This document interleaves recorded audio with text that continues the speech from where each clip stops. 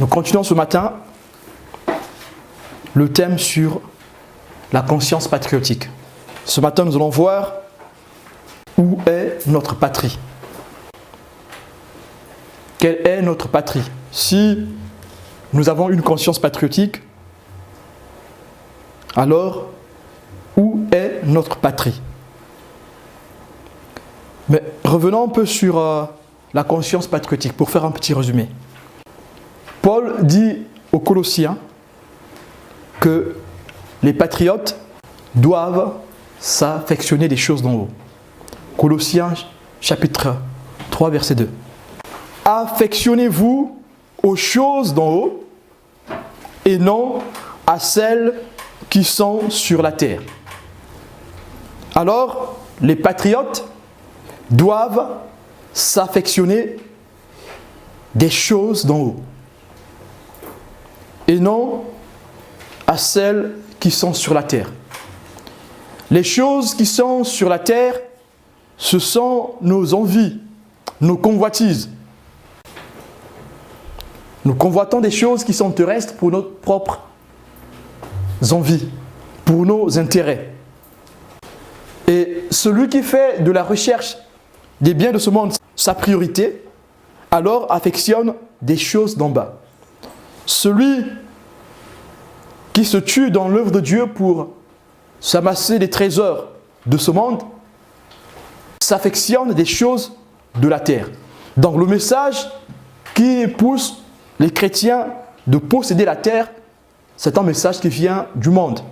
Ce message vient du New Age.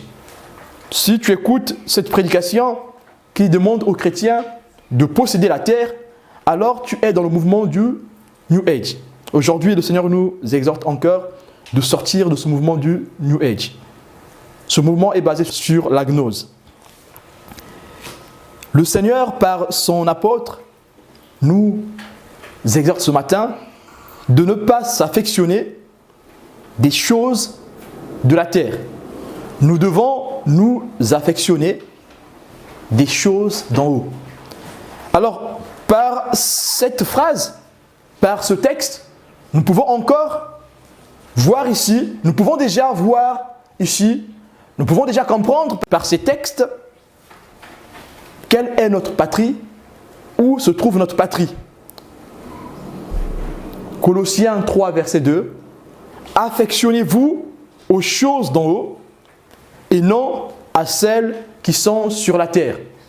Ceux qui veulent s'affectionner ou ceux qui s'affectionnent aux choses de la terre ont pour royaume la terre. Donc ils veulent posséder la terre. Mais nous sommes appelés à s'affectionner aux choses d'en haut. Alors si nous devons nous affectionner des choses d'en haut, alors notre patrie est céleste. Notre patrie n'est pas terrestre. Voilà pourquoi nous devons nous amasser des trésors dans le ciel. Le Seigneur Jésus-Christ lui-même dit dans Matthieu chapitre 6, versets 19 à 21. Ne vous amassez pas des trésors sur la terre où les mythes et la rouille détruisent et où les voleurs percent les murs pour voler. Mais amassez-vous des trésors dans le ciel, où les mythes et la rouille ne détruisent pas et où les voleurs ne peuvent pas percer les murs ni voler. En effet, là où est ton trésor, là aussi sera ton cœur. Alléluia. Ce texte de Christ résume tout. Ne vous amassez pas des trésors de la terre. Ne cherchez pas à posséder la terre. Mais amassez-vous des trésors d'en haut. Mais affectionnez-vous du ciel. Et le Seigneur Jésus-Christ dit, là où est ton trésor, là aussi sera ton cœur. Ceux qui s'affectionnent des choses du monde, les choses de la terre, leur cœur s'attache à la terre. Ceux qui s'affectionnent des choses d'en haut, leur cœur s'affectionne, leur cœur s'attache au ciel. Nous savons une chose qu'au ciel, c'est Dieu qui règne en maître. Et nous savons aussi une chose que sur terre, c'est Satan qui règne en maître. Donc ceux qui veulent posséder la terre, ils auront pour maître Satan, Lucifer. Donc ils auront pour guide Léviathan. Ceux qui veulent posséder la terre auront pour guide le serpent ancien.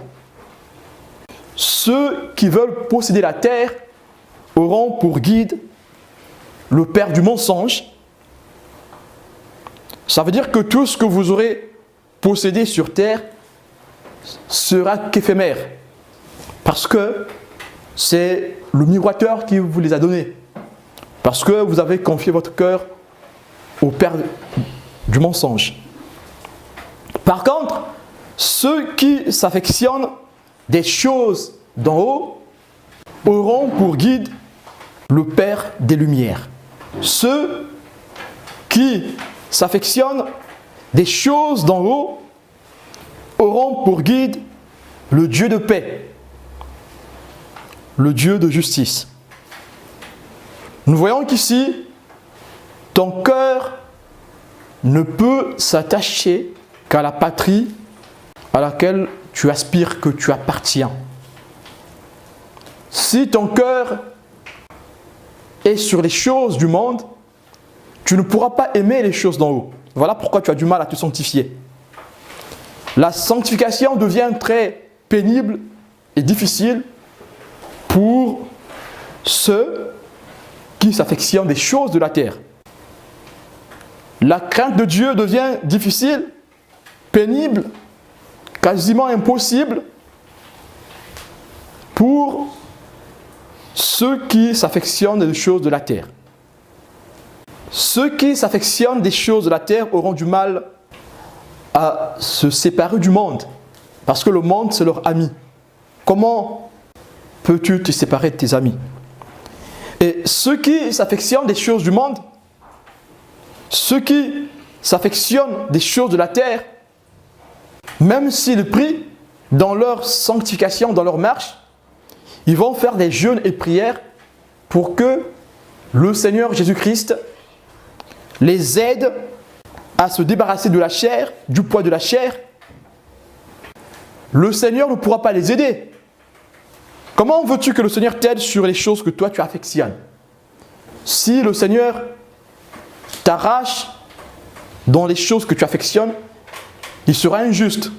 Notre Seigneur, notre Dieu, ne viole personne. Puisque Dieu ne viole personne, il ne peut pas t'arracher des choses que tu affectionnes. Alors, si tu affectionnes des choses de la terre, et en même temps, tu pries pour que Dieu te délivre de ces choses. Si tu affectionnes des choses de la terre, et en même temps, tu pries pour que Dieu détache ton cœur de ces choses, Dieu ne pourra rien faire. Parce que ces choses sont tes amis. Si tu affectionnes ces choses, notre Dieu qui est juste ne peut pas te séparer de ces choses. Parce que tu t'affectionnes de ces choses. Alors, même si tu fais des jeûnes et prières, même si tu fais des aumônes, tu fais des sacrifices, notre Dieu, qui a en lui l'équité, ne pourra pas te débarrasser de ces choses. Parce que tu t'affectionnes des choses du monde. Parce que tu t'affectionnes de ces choses. Voilà pourquoi le Seigneur ce matin nous exhorte encore. Que si dans notre lutte,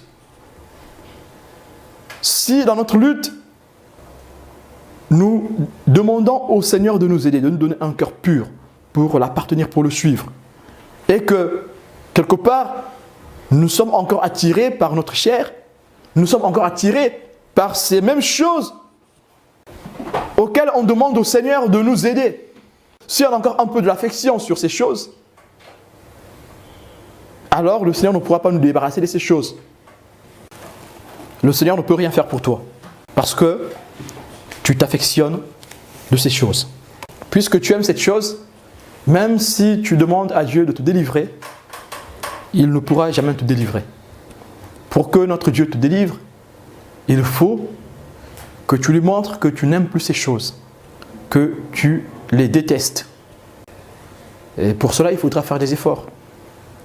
C'est avec l'arme que tu devras semer pour haïr ces choses, afin que la volonté de Dieu se manifeste dans ta vie. Alors, si tu t'affectionnes des choses et tu demandes à Dieu de te délivrer de ces choses, il n'y aura pas de résultat. Tu diras, mais ça fait longtemps que je prie, je n'arrive pas à m'en sortir dans cette affaire, Dieu ne m'écoute pas. Mais c'est normal, Dieu t'écoute, mais sauf qu'il ne peut pas donner suite à ton appel. Parce que tu aimes tant ces choses, tu les affectionnes. Il ne peut pas t'arracher des choses que tu aimes.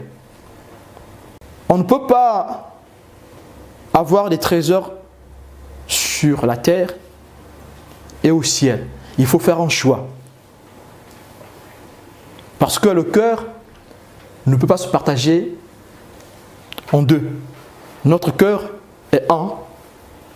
Soit on aime avoir les trésors au ciel, ou on aime avoir les trésors sur terre.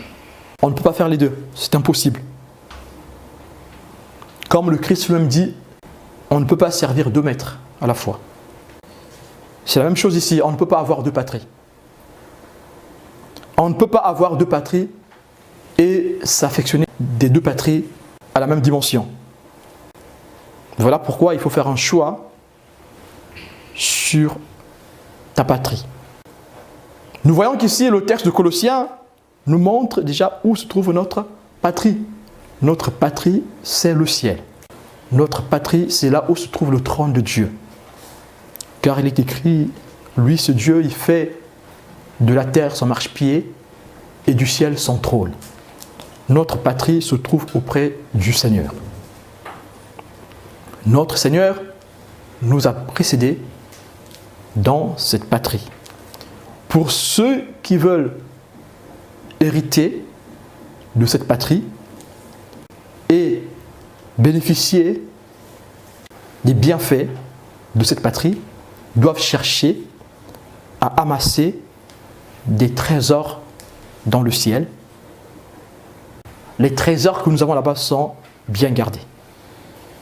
Les banques ne font jamais faillite au ciel. Sur terre, les banques font faillite.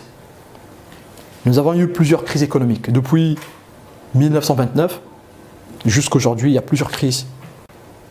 Et ceux qui veulent amasser des trésors sur terre courent à leur propre perte parce que ces trésors finissent par tarir ou par être rouillés. Mais les trésors du ciel restent intacts. Des siècles et des siècles, ces trésors restent intacts. Ne vous amassez pas des trésors sur la terre où les mythes et la rouille détruisent et où les voleurs percent les murs pour voler. Ici, nous voyons la forme qui est utilisée, c'est une recommandation. Ici, le verbe ici est utilisé à l'impératif. Ne vous amassez pas. C'est presque un ordre. Ne vous amassez pas des trésors sur la terre. Parce que si tu t'amasses des trésors sur la terre, ton cœur sera attaché à la terre. Tu ne pourras pas voir les choses d'en haut. Aussi, pour toi qui veux être baptisé dans le Saint-Esprit, est-ce que la puissance du Saint-Esprit, c'est quelque chose de la terre? Est-ce que c'est une chose qui vient de la terre? Toi qui veux vivre les dons spirituels, est-ce que les dons spirituels sont de ce monde? Non. Les dons spirituels ne sont pas de ce monde. Les dons spirituels sont des choses qui viennent d'en haut.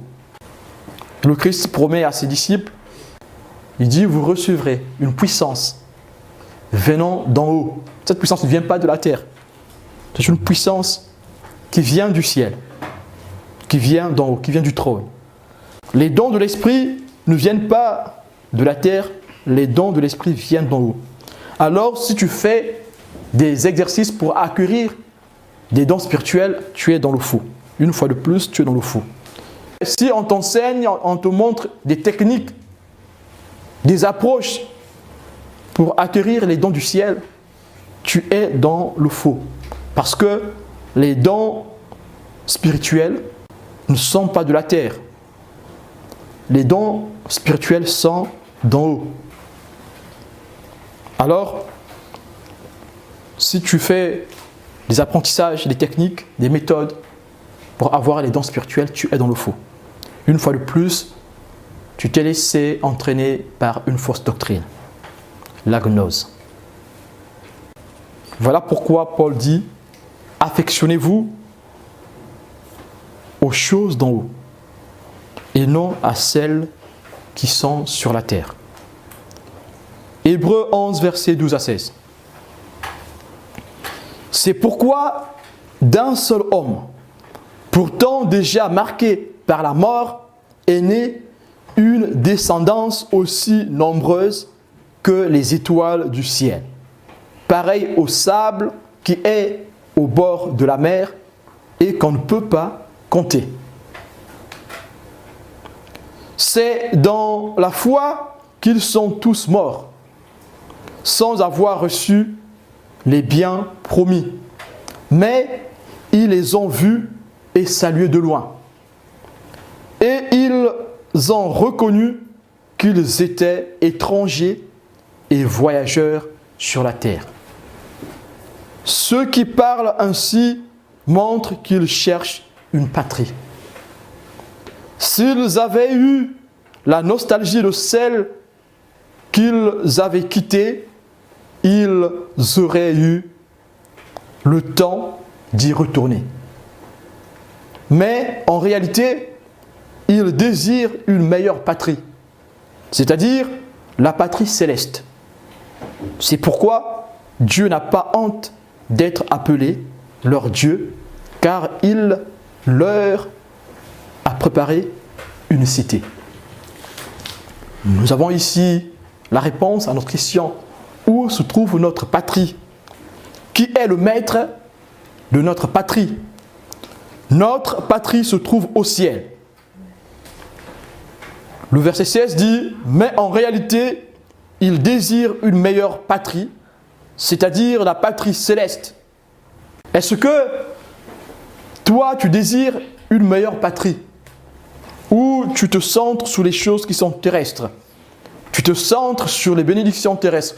Tu fais des jeûnes et prières pour que Dieu te bénisse dans des choses terrestres. Est-ce que tu t'affectionnes des choses de la terre? Est-ce que ta consécration, tu la passes que dans des choses qui périssent? Nous avons ici l'exemple des héros de la foi. Les héros dans la foi ont reçu des promesses. Dieu a dit à Abraham que tes enfants hériteront de Canaan. Abraham, dans sa compréhension, a cru peut-être que ça sera avant sa mort. Voilà pourquoi ici il est écrit, c'est dans la foi qu'ils sont tous morts sans avoir reçu les biens promis.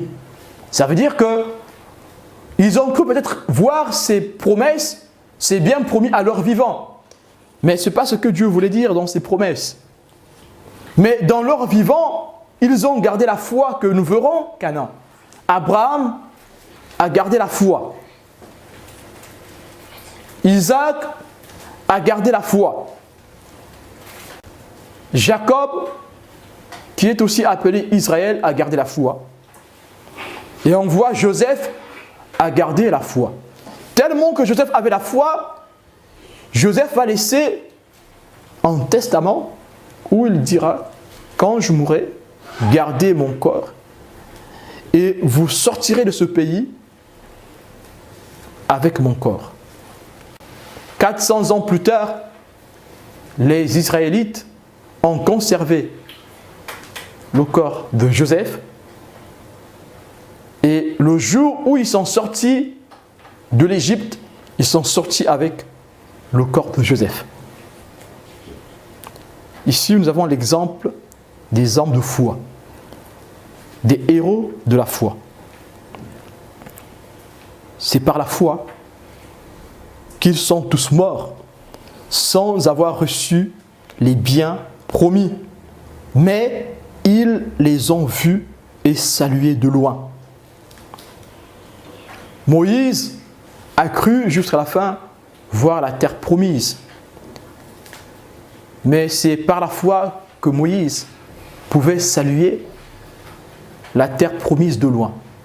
Moïse est monté sur la montagne avant sa mort, avant sa disparition.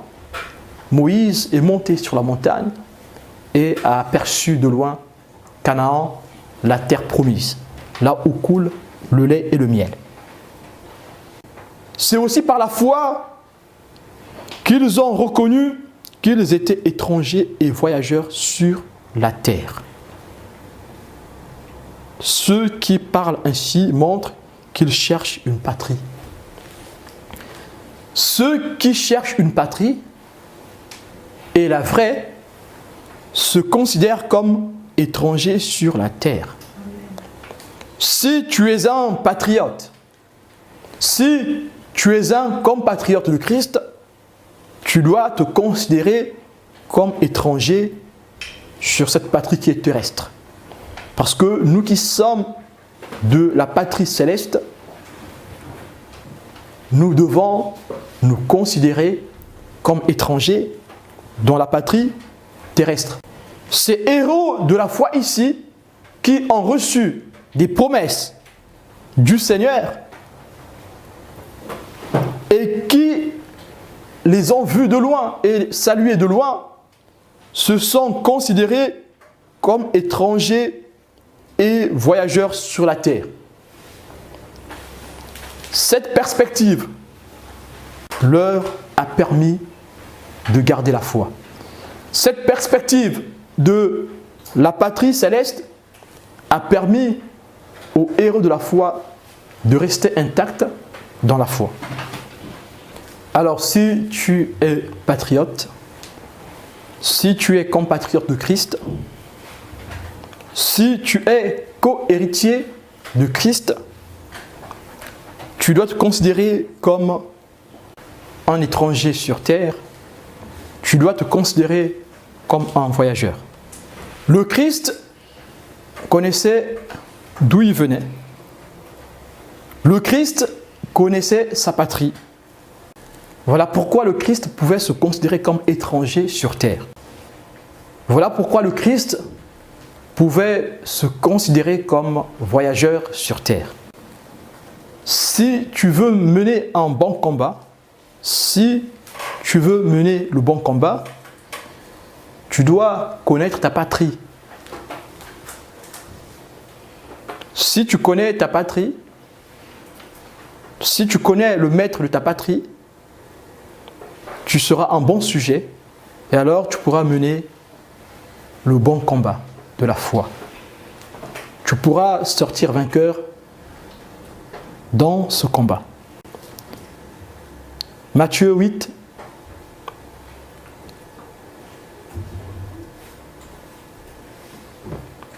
versets 19 à 20.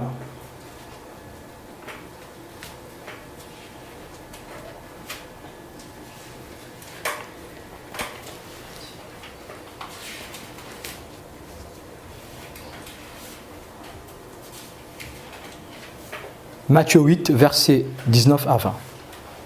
Un spécialiste de la loi s'approcha et lui dit : « Maître, je te suivrai partout où tu iras. » Jésus lui répondit : « Les renards ont des tanières et les oiseaux du ciel ont déni. Mais le Fils de l'homme n'a pas un endroit où il puisse reposer sa tête. Dans cette réponse, nous voyons que le Christ se considère comme un voyageur sur terre. Dans cette réponse, nous voyons que le Christ ne cherche pas à posséder la terre. Parce que Satan, au début du ministère de Jésus-Christ, Satan est venu lui proposer l'affection des choses du monde. Toi aussi, peut-être que Satan vient te proposer l'affection des choses du monde. Vient te miroiter comme le Christ l'a vécu. Dans Matthieu 4, versets 1 à 6, le Seigneur Jésus-Christ a été tenté par Satan et dans cette tentation, Satan lui a proposé de s'affectionner des choses de la terre. Quelles sont les choses de la terre? Les choses de la terre, c'est l'argent, c'est la gloire, c'est les biens de ce monde, c'est la réussite sociale, la réussite professionnelle, c'est la considération. Satan dit au Christ, si tu m'adores, tu auras tout ça. Regarde les royaumes. Ceux qui s'affectionnent des choses de la terre ne pourront pas résister au jour de la tentation. Déjà, ils sont tentés par leur propre convoitise, comme le dit l'apôtre Paul. Le verset 21 de Matthieu 8 dit, un autre parmi les disciples lui dit, Seigneur, permets-moi d'aller d'abord enterrer mon père. Enterrer son père, c'est s'affectionner des choses qui passeront. Enterrer son père, c'est avoir des attaches sur les choses de la terre. Si tu veux être un vrai patriote, si tu veux être le sujet du royaume céleste, il faut que tu laisses les morts enterrer leurs morts. Parce que ceux qui vont enterrer les morts ne peuvent pas être purs selon la loi de Moïse. Ils ne pourront pas vivre la vraie séparation.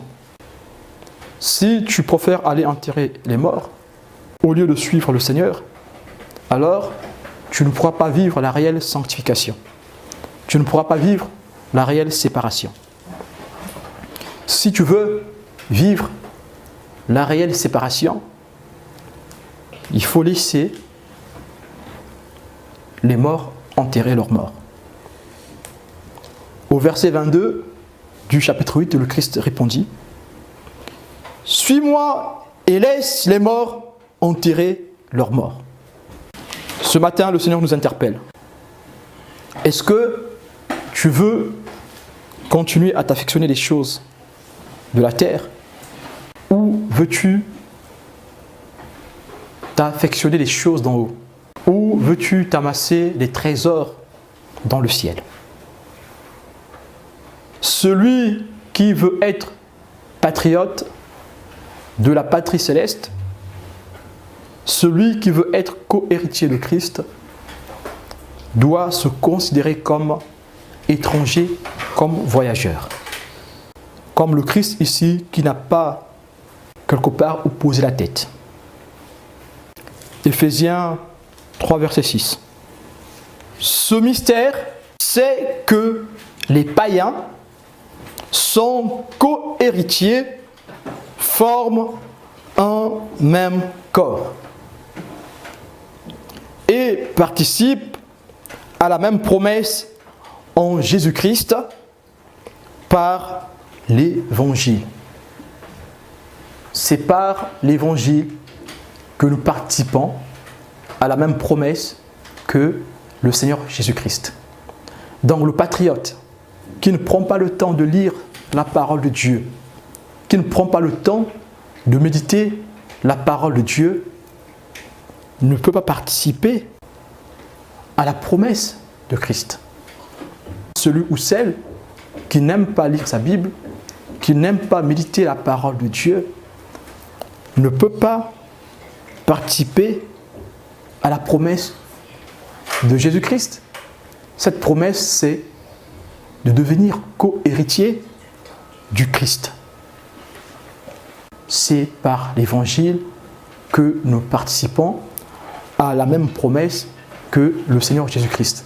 Alors, si je me mets dans le combat spirituel, allez, je vais chasser tous les démons de Lyon, je vais les limoger. Il y en a qui veulent chasser le prince de l'air. Je ne sais pas, ils vont le chasser, ils vont le mettre où?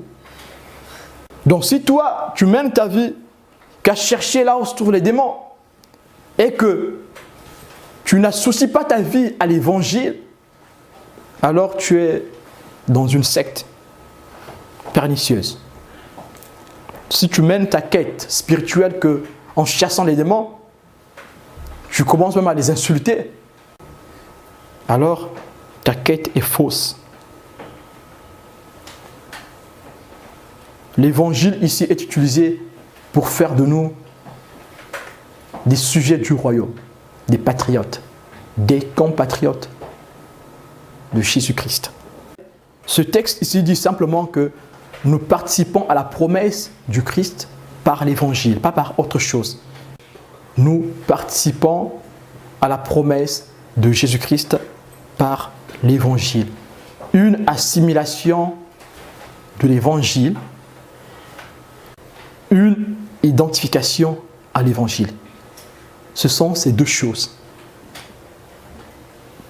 La première des choses, c'est l'assimilation de l'évangile. Secondo, l'identification à l'évangile. Celui qui veut être un véritable patriote doit assimiler l'évangile et doit s'identifier à l'évangile. Voilà pourquoi vous allez voir, voilà pourquoi vous allez constater que dans la Bible, toutefois que Dieu voulait utiliser un prophète, la plupart des prophètes, Dieu leur demandait d'assimiler l'évangile et de s'identifier à l'évangile. Prenons l'exemple de Jean dans Apocalypse chapitre 10. Commençons au verset 9. Il est écrit « Et j'allais vers l'ange, lui disant de me donner le petit livre, et il me dit, prends-le et avale-le, il sera amer à tes entrailles, mais dans ta bouche, il sera doux comme du miel. Je pris le petit livre de la main de l'ange et je l'avalai. Il fut dans ma bouche doux comme du miel, mais quand je l'eus avalé, mes entrailles furent remplies d'amertume.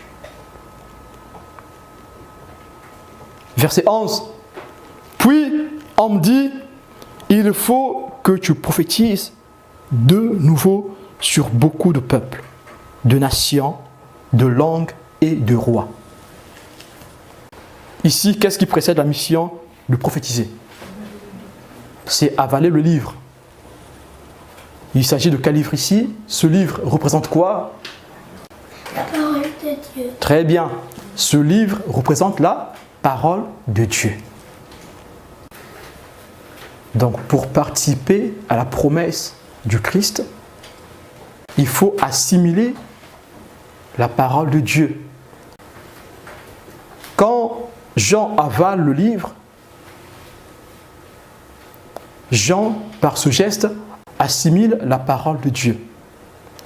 Et quand ce livre vient bouillonner dans le ventre, ce livre est en train d'être assimilé. En biologie, on parle de l'assimilation. Les éléments qui ont été mangés vont dans l'intestin et le sang va commencer à prendre des éléments qui sont nutritifs et le reste, ce sont des déchets.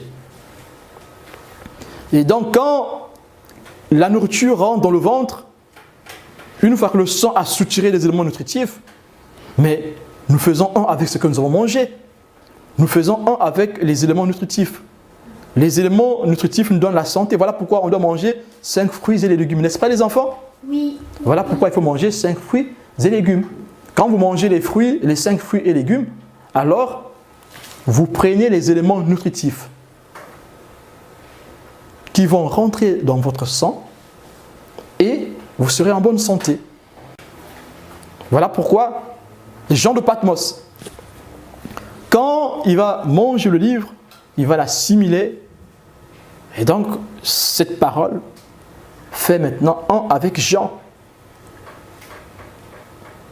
Si Jean était malade dans son sang, cette nourriture qui est rentrée dans le sang de Jean est allée purifier le corps de Jean. Et donc Jean devient en bonne santé. Voilà pourquoi ceux qui sont de la patrie céleste doivent aimer la parole de Dieu. Ceux qui s'affectionnent de la musique profane s'affectionnent des choses du monde.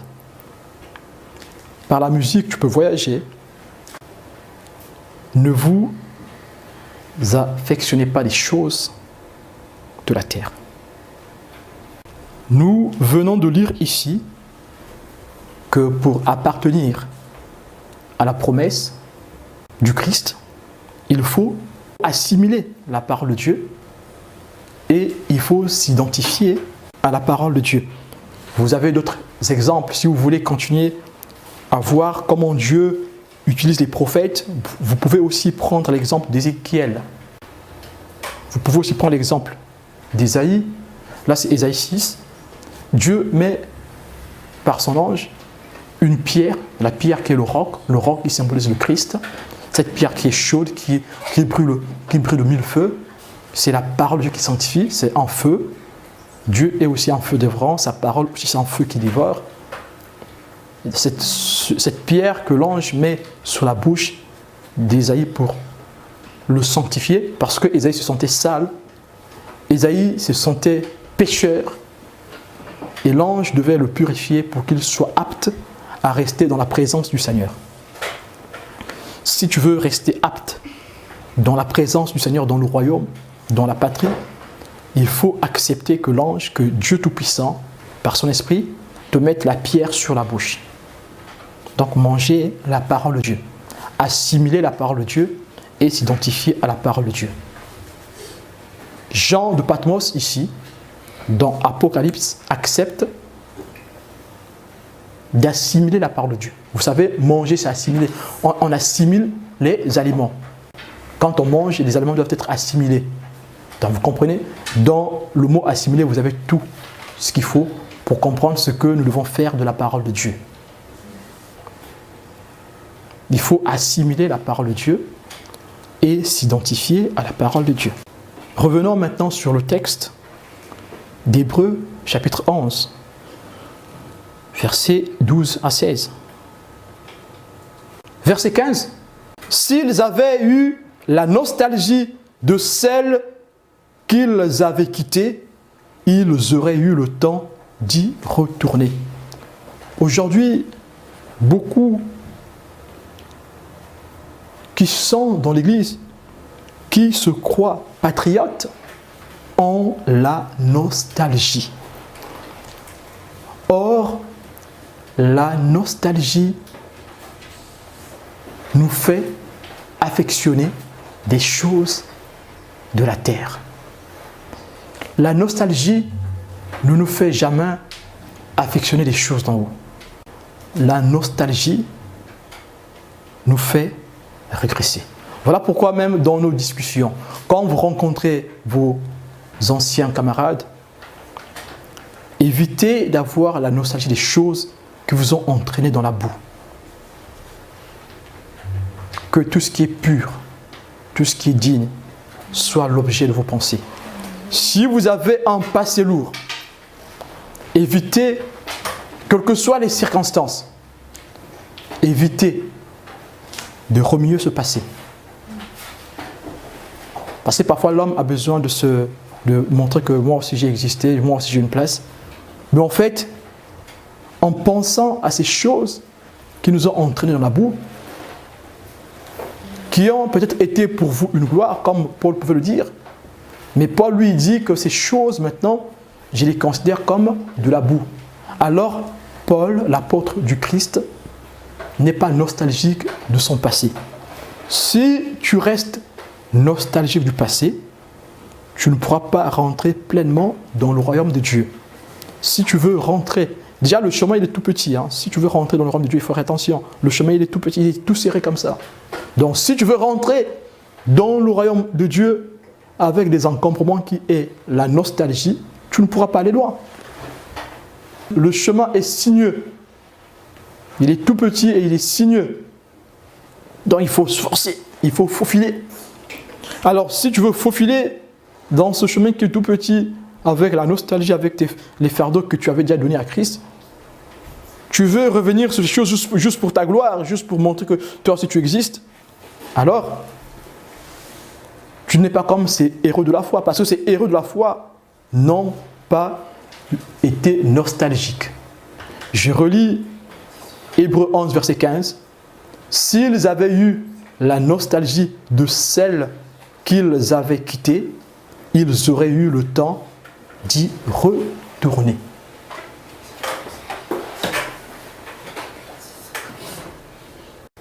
Est-ce que tu es nostalgique? Est-ce que tu as la nostalgie du passé, de ton passé?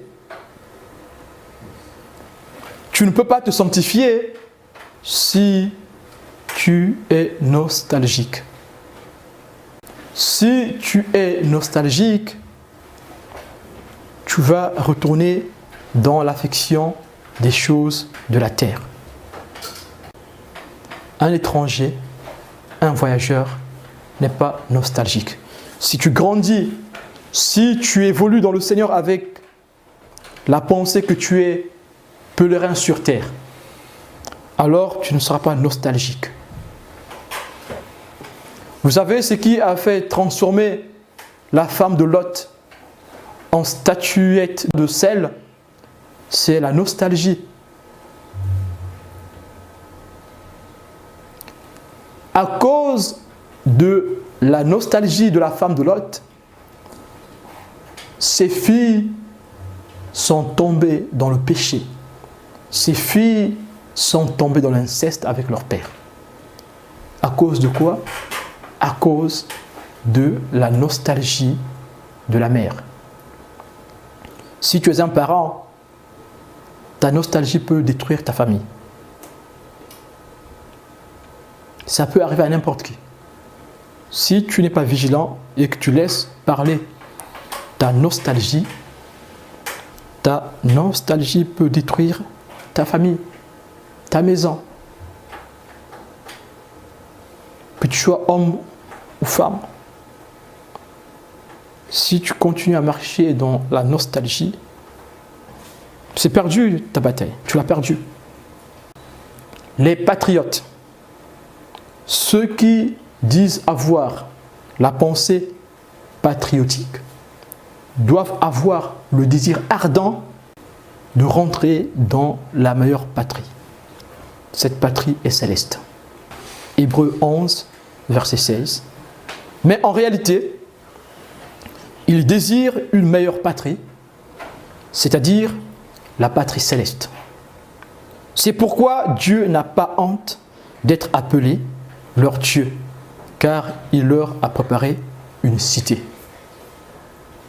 Dieu a préparé une cité à ses héros de la foi.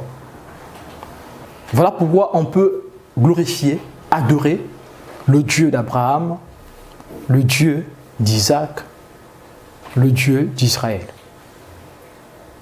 Dieu n'a pas honte de ceux qui sont patriotes.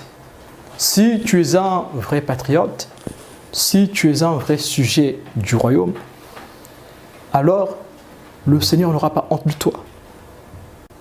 Alors, le vrai patriote n'aura pas honte du Seigneur non plus. Hébreux 13, verset 14 dit, « En effet, ici-bas, nous n'avons pas de cité permanente, mais nous recherchons celle qui est à venir. Notre cité est céleste. Affectionnons-nous des choses célestes. Amassons-nous des trésors d'en haut. Ne cherchons pas à posséder la terre. Ne cherchons pas à impacter la terre en s'amassant les trésors de la terre. Car nous n'avons pas de cité permanente ici-bas. Nous devons chercher au jour le jour notre cité céleste, celle qui est à venir. 2 Corinthiens chapitre 5 versets 6 à 7. Nous sommes donc toujours pleins de confiance et nous savons que tant que nous habitons dans ce corps, nous sommes loin de notre patrie, loin du Seigneur. Car nous marchons par la foi et non par la vue. Donc, nous voyons ici dans ce texte que l'élément principal de notre appartenance à la patrie céleste, c'est la foi. Si tu n'as pas la foi, tu ne peux pas appartenir à la patrie céleste. Parce que c'est par la foi que nous sommes patriotes. Nous ne sommes pas patriotes par la vue. Par la vue, nous sommes sur terre. Tu n'es pas encore au ciel. Romains 10, verset 7 dit, l'adhérence vient de l'entendement et l'entendement vient de la parole du Seigneur, de la parole du Christ. La foi vient de ce qu'on entend et ce qu'on entend vient de la parole du Christ. C'est par la foi que nous sommes des patriotes. Et la foi, nous l'acquérons par l'Évangile. Tant que nous sommes dans la chair, dans ce corps, dans cette enveloppe, nous sommes loin de notre patrie. Dans le monde, on dit loin des yeux, près du cœur. Même les gens du monde savent qu'on peut être loin des yeux et puis être près du cœur. C'est-à-dire que le Christ, physiquement, est loin de nous, mais spirituellement, il est proche dans la foi. Dans la foi, nous nous voyons avec Christ. Dans la foi, nous nous voyons dans la patrie. Voilà pourquoi aujourd'hui, nous travaillons pour notre patrie qui est céleste. Nous ne sommes pas encore dans notre patrie. Nous sommes des sujets de la patrie, du royaume, mais nous ne sommes pas encore dans le royaume, dans notre patrie. Notre patrie est céleste. Là, nous sommes encore sur terre. Mes pieds là sont sur terre. Paul dit, tant que je suis dans le corps, tant que nous sommes dans ce corps, nous sommes loin de notre patrie, loin du Seigneur. Car nous marchions par la foi et non par la vue. Physiquement, nous sommes loin de Dieu, mais dans la foi, nous sommes près de Dieu. C'est la foi qui nous rapproche de Dieu. Donc, par les yeux de la foi, nous pouvons toucher le Seigneur. Le patriote peut toucher le Seigneur par la foi. Voilà pourquoi le Christ pouvait dire, je vais partir, eux, ils ne me verront plus, mais vous me verrez. Mais nous verrons Christ par quels yeux? Par les yeux de la foi. Les enfants, par quels yeux on voit le Seigneur Jésus-Christ? Avec mes yeux. Par les yeux de la foi. Par quels yeux encore? Autre chose. Oui, quels yeux, Kétia? Très bien, les yeux du cœur. Donc, les yeux de la foi, c'est les yeux du cœur. Ce n'est pas les 2 yeux que j'ai devant moi là. C'est les yeux qui sont dans le cœur. Notre cœur a des yeux. Vous êtes sûr? Yeux. Si. Si tu dessines Il y a un... des yeux. Oui, il y a des yeux. Si tu dessines un cœur, tu verras les yeux dans le cœur. Les yeux. Si. Non, c'est une image. C'est pour dire qu'on peut voir Dieu si nous avons la foi dans le cœur. Voilà pourquoi c'est la même chose dire qu'on voit Jésus par la foi, c'est dire qu'on voit Jésus par les yeux de notre cœur. Parce que la foi vient éclairer notre cœur. En fait, c'est quoi les yeux? Les yeux, c'est la lampe pour l'homme, n'est-ce pas? Les yeux, c'est notre lampe. Vrai ou faux? Si tu fermes les yeux, est-ce que tu vois encore la lumière? Non. Et qu'est-ce qui fait que tu vois la lumière? Parce que tu as les yeux ouverts. D'accord? D'accord? Mais en fait, le cœur joue le même rôle pour les choses spirituelles. Oui, pour spirituel, c'est Jésus. Pour Jésus, pour ceux qui veulent voir Jésus, au lieu d'utiliser leurs yeux, ils doivent utiliser leur cœur. Et voilà pourquoi on dit que le cœur a des yeux. C'est des images. D'accord? C'est des images. Le cœur a des yeux. En ce qui concerne les choses de Dieu, le cœur, notre cœur, si notre cœur est pur, qu'est-ce que dit la parole de Dieu? Heureux ceux qui ont le cœur pur, car ils verront Dieu. Ah, très bien. Si je veux voir Dieu, je dois utiliser mon cœur pour voir Dieu. Voilà pourquoi les vrais enfants de Dieu doivent avoir un cœur bon. Ils ne doivent pas détester les autres. Ils ne doivent pas être égoïstes, avares. Ils doivent partager. Ils ne doivent pas critiquer les autres, insulter, avoir un mauvais regard, un mauvais œil. Si tu as un mauvais œil, c'est que ton cœur, il n'est pas bon. Donc tu ne peux pas Des mauvais œils. avoir une mauvaise pensée sur l'autre. Hein, tu regardes comme ça, tu l'insultes dans ton cœur. Tu es méchant, être méchante. C'est ça, avoir un mauvais œil. Être méchante envers l'autre. Donc, pour voir Dieu, il faut utiliser le cœur. Voilà pourquoi nous devons prendre soin de notre cœur tous les jours. Tous les jours, il faut prendre soin de notre cœur. Et comment on fait pour prendre soin de notre cœur? C'est en aimant, non, pardon, en mangeant. Si tu manges, tu prendras soin de ton cœur physiquement. Mais là, nous parlons du côté spirituel, du côté pour aimer Dieu. Pour prendre soin de ton cœur, il faut... Voilà, il ne faut pas être méchant, très bien. Il faut lire la parole de Dieu, il faut écouter les conseils des parents. Il faut prier. Il faut prier aussi, il faut aimer l'école. Si tu aimes l'école, il faut être attentif à l'école, devant la maîtresse, devant le maître. Si tu es attentif, alors c'est que tu aimes Dieu. Parce que Dieu veut que tous les enfants soient sages, tous les enfants soient intelligents. 2 Corinthiens 4, verset 18. Ainsi, nous regardons non pas à ce qui est visible, mais à ce qui est invisible. Car les réalités visibles sont passagères et les invisibles sont éternelles. Ici, ceux qui s'affectionnent des choses d'en haut doivent savoir que les réalités visibles sont passagères et que les réalités invisibles sont éternelles. Ça veut dire que si tu t'amasses des choses dans le ciel, tu les garderas pour de bon. Si tu amasses les choses de la terre, ces choses seront passagères. Romains 8, 23. Et ce n'est pas elle seule qui soupire, mais nous aussi, qui avons pourtant dans l'esprit un avant-goût de cet avenir, nous soupirons en nous-mêmes en entendant l'adoption, la libération de notre corps. Vous voyez, ceux qui sont patriotes sont déjà adoptés par le Seigneur. Ils ont déjà vécu l'adoption spirituelle. Voilà pourquoi l'apôtre Paul, dans 2 Corinthiens, pouvait dire que nous sommes loin de notre patrie céleste et du Seigneur, mais nous sommes proches de Dieu par la foi. Pourquoi? Parce que aujourd'hui, nous avons l'adoption de l'Esprit. Ce qui nous manque aujourd'hui, c'est l'adoption du corps. Puisque nous n'avons pas encore vécu l'adoption du corps, nous devons travailler pour que l'Esprit de Dieu qui est en nous domine sur la chair qui est faible.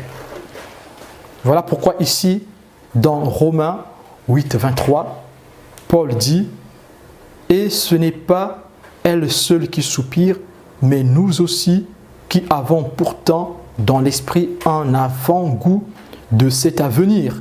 Nous soupirons en nous-mêmes en attendant l'adoption, la libération de notre corps. » L'adoption, c'est la libération de notre corps. Sachant que nous avons déjà le gage qui est le Saint-Esprit, le gage de la vie éternelle qui nous est donné. Donc un patriote, celui qui est de la patrie, a déjà un pas dans la patrie. Voilà pourquoi nous sommes des patriotes. Non seulement nous avons un pas, mais nous sommes déjà dans la patrie. Nous sommes dans la patrie, dans la foi. C'est par la foi que nous sommes dans la patrie. Parce que nous avons le gage de l'Esprit, nous avons le Saint-Esprit. Un patriote, c'est celui-là qui a le Saint-Esprit. Si tu n'as pas le Saint-Esprit, tu n'es pas patriote. Nous recevons le Saint-Esprit à notre conversion. Ceux qui se convertissent à Christ reçoivent le Saint-Esprit. La conversion, c'est la repentance plus la foi en Jésus-Christ. Repentance plus foi en Jésus égale conversion. C'est là que nous recevons le Saint-Esprit, l'esprit de la régénération. 1 Pierre chapitre 2 verset 11. Bien-aimés, je vous exhorte comme étrangers et voyageurs sur la terre à vous abstenir des convoitises charnelles qui font la guerre à l'âme. Ceux qui s'affectionnent des choses de la terre ne pourront pas s'abstenir des convoitises de la chair, puisque la chair fait partie de la terre. Et nous avons vu dans Romains 8, 23 que nous ne sommes pas encore dans l'adoption du corps. Il faut que le Seigneur nous enlève et là, nous vivrons l'adoption et la libération de notre corps. Nous sommes encore dans ce corps terrestre. Et c'est à l'enlèvement que nous serons transformés, nous aurons un corps céleste. Notre patrie est céleste et les sujets de la patrie doivent avoir des corps célestes. Ce qui est terrestre, ce qui est céleste. Le terrestre ne peut hériter du céleste. Voilà pourquoi, si tu t'affectionnes des choses de la terre, tu ne peux pas hériter des choses du ciel. Tu ne peux pas hériter du royaume céleste. Que le Seigneur écoute tes cris ce matin. Que toi aussi, que tu écoutes le cri de l'Esprit qui crie Abba Père. Parce que les patriotes ont dans leur cœur l'Esprit de Dieu qui crie Abba Père. L'Esprit du Père qui est dans ton cœur crie. Je ne sais pas si vous comprenez la connotation du verbe crier. L'Esprit du Père qui est en toi crie Abba Père. Alors tu es fils, tu es fille par adoption. Que le Seigneur vous bénisse.